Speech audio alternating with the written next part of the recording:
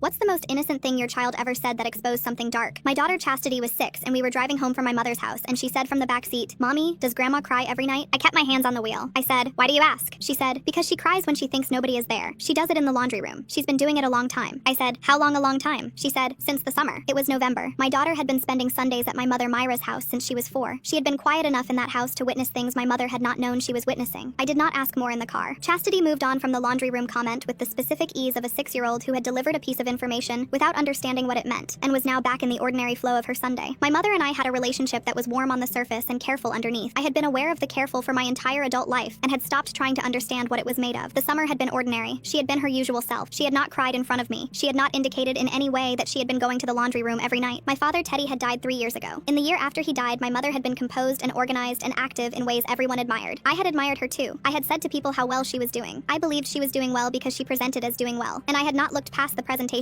because looking past it would have required me to be closer to her grief than she was giving me permission to be. She had given no permission. I had taken no initiative. 3 years passed. The laundry room had started in the summer. The anniversary of Teddy's death was in August. I had called my mother on August 14th. She had said she was fine. I had believed her because she sounded fine. We talked for 11 minutes. She had been alone in her house. I thought about whether my call had helped or whether it was the specific kind of phone call that discharges the pressure to actually show up and produces worse outcomes than no call at all. I put Chastity to bed. I sat in the kitchen. I thought about my Aunt Susan, my mother's younger sister, who had called me 2 weeks after my father died and said she was worried about Myra and asked if I could come down more often. I had said I would, and I had not. Susan had called again 6 months later. I told her my mother seemed okay. Susan said she hoped so. I understood Susan was not convinced, and I had not pursued it, because pursuing it meant admitting I had not been doing enough, and the why was the thing I could not reckon with. Being close to my mother's grief required being close to my own, and I had not been ready, and I had told myself I had been ready, and I had been lying to myself for 3 years. I called Susan at 9:30 on a Sunday night. She picked up on the second ring in a way that told me she had been waiting for this call for 3 years. I told her what Chastity had said. Susan was quiet for a long time. Then she said, "Thank you for calling." I said, "You knew." She said, "I suspected. I have been calling her 3 times a week, and the calls have been different, and she has been telling me she is fine, and I have known she is not fine, and I did not know how to tell you without going around her. I have been waiting for you to see it." I went to Myra's house the following Saturday. I did not call first. I brought lunch. She opened the door with the surprise of someone who had not expected me. I said, "Mom, I have been not paying enough attention for a long time. I have been telling myself you were fine because you were telling me you were fine, and I have not looked past that. I am sorry. I am going to do better. I want you to tell me how you are actually doing." She looked at her tea for a long time. Then she said, "Okay." She told me about the laundry room, about August 14th, about the 3 years. I listened. I did not fix anything. I did not suggest anything. I just listened the way I should have been listening for 3 years. I said I was going to come every Saturday. She said I didn't have to. I said I knew I didn't have to. I said I wanted to. I said, and also I had to. She said, "I would like that." Chastity ran to me when I got home. She said, "How was Grandma's?" I said Grandma was doing better. She said, "Good. I was worried about her." I thought about a 6-year-old who had delivered a piece of information from the back seat and the chain of phone calls and visits it had produced. I thought my daughter was better at paying attention than I had been for 3 years. The first 2 Saturdays felt real. We cooked together. She pulled out a recipe from when I was in middle school. The kitchen smelled like celery and onion. She seemed lighter, not performing lighter, actually lighter, like something in her body had loosened. I told my husband Matthias she was getting better. I told Susan the pattern was broken. I believed I had fixed it. The 3rd Saturday, I pulled into the driveway and could tell before I reached the door that something was different. The yard was raked. The windows looked cleaned. She opened the door in a nice blouse with her hair done. Tea was already on the table. 2 cups. Cookies arranged in a neat circle. Every surface wiped down. The cleanest the house had been since Teddy's funeral. The careful was back. It was in the arranged cookies and the cleaned windows and the nice blouse. She was not a woman who had been getting better. She was a woman who had prepared a version of better for me to walk into. I could feel it the way you feel a room cleaned in a hurry before company arrives. Everything in its place, but the air is tight. I said, "Mom, how are you really doing?" She smiled. She said, "I'm doing better. You can see that." She gestured at the kitchen and at herself and the tea and the cookies as if the evidence was right there. She was right. I could see it. The clean house, the nice blouse, the smile. I could also feel that none of it was the answer to what I had asked. I did not push, because saying, "I can feel you performing," felt like standing in her kitchen and accusing her of lying after she had made me tea and arranged cookies in a circle. I said, "Good. I'm glad." On the highway driving home, I called Susan. She said, "How was today?" I said, "Fine." Silence. Then Susan said, "You sound like your mother right now." She did not need to explain. I had just done to Susan the exact thing Myra had done to me for 3 years. Susan asked how it went. I said fine. Fine was not an answer. Fine was a door closing. Fine was the word my mother used when she was standing in a clean kitchen with grief in the laundry room, and I had just used it the same way. I said, "I don't think today went well." She was performing. The house, the tea, the clothes, and I let her. Susan said yes. I had told myself showing up on Saturdays was the fix. I had replaced 11-minute phone calls with 2-hour visits, and told myself the longer time meant deeper connection. It did not. I was physically there and emotionally doing what I had always done, accepting the version of fine being handed to me because accepting it was easier than looking behind it. I had broken nothing. I had just moved the pattern to a different room. The next Saturday, I brought a photo album, one of the old ones from when I was little. I thought maybe the problem was that I kept trying to talk my way past the surface, and what I needed to do was go around it. Myra started narrating the photos, trips, birthdays, the Halloween costume she made that fell apart at the second house, a time I put the dog's bowl on my head and called myself an astronaut, and Teddy laughed so hard he had to sit down. She said his name like it was part of the story and not something she had to work up to. She was not performing. She was remembering. Then I turned the page. A photo of Teddy holding me as a baby. He was sitting in a rocking chair. I was maybe 3 months old. He was looking down at me with an expression that was not quite a smile, like he was trying to figure out who I was going to be. Myra stopped talking. The sound went out of her. She touched the edge of the page with one finger, pulled her hand back and said, "Let's put these away for now." I said, "Mom, we can talk about him." She said, "I know we can. I just don't want to right now." She said it the way you close a door without slamming it, quietly, firmly, all the way shut. The next Saturday she called with a headache. The Saturday after that I did not go. I did not have a reason. I just did not go. 2 more Saturdays passed. I called twice. Both calls lasted under 10 minutes. Weather, Chastity's school, a recipe. Both calls were the exact kind I had been making for 3 years before any of this started. I was right back where I had begun, and I knew it. Every day the distance felt a little more normal. Every day the urgency from November got quieter, and the comfortable old pattern of fine got louder. I was choosing the loud thing because the quiet thing meant driving to that house and sitting with my mother's grief and my own grief that I had not touched. Not once, not in 3 years. And I could not make myself walk into that room because I did not know if I could sit in it and still be the person who holds things together. One Sunday, Matthias took Chastity to Myra's for the afternoon because Chastity asked to go, and I said I had things to do, which was not true. I had a clean kitchen and folded laundry, and I caught myself standing in my own laundry room folding towels, and the parallel was so obvious it made me feel sick, but I kept folding. They came home around 5. Chastity walked straight to me in the kitchen. She looked up at me and said, "Grandma asked me if you were mad at her."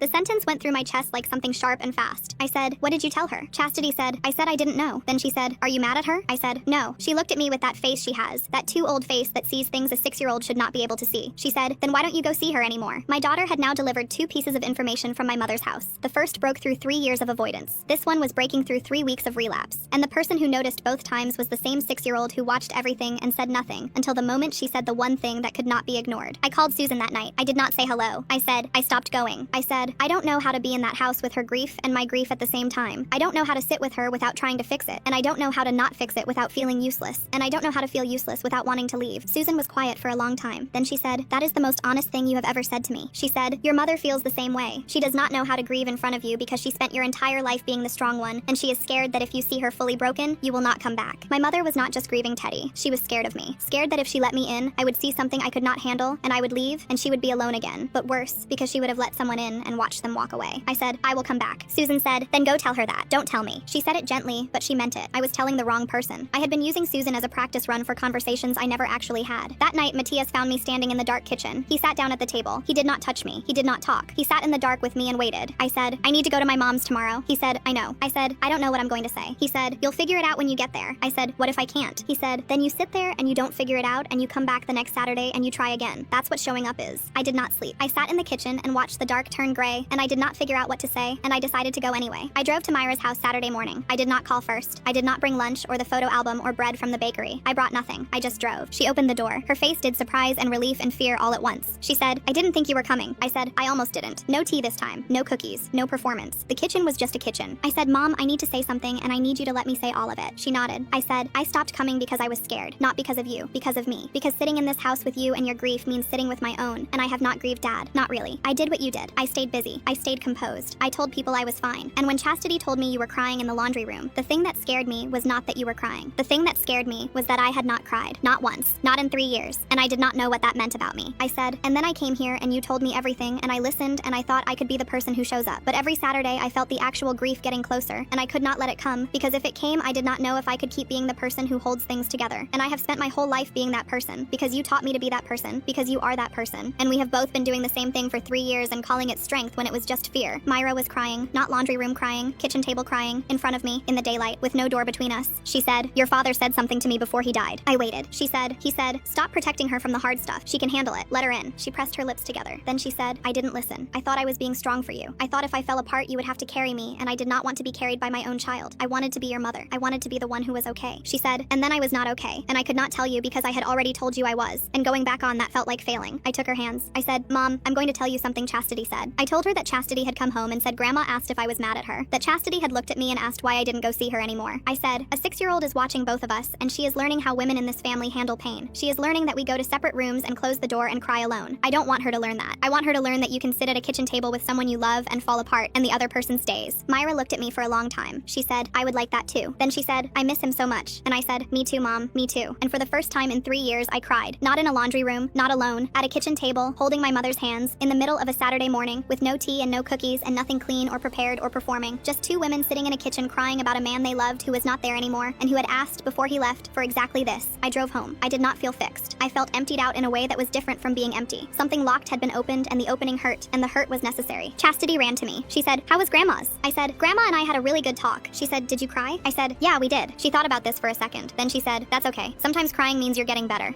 I held her and I thought about a 6-year-old who was already better at this than 2 grown women had been for 3 years. I thought about showing up next Saturday and the Saturday after that. I thought about Teddy who asked Myra to let me in. I thought about the laundry room that would still be there but would not be the only room anymore. I put Chastity down. I stood in my kitchen. I did not perform fine. I just stood there, feeling everything, and stayed.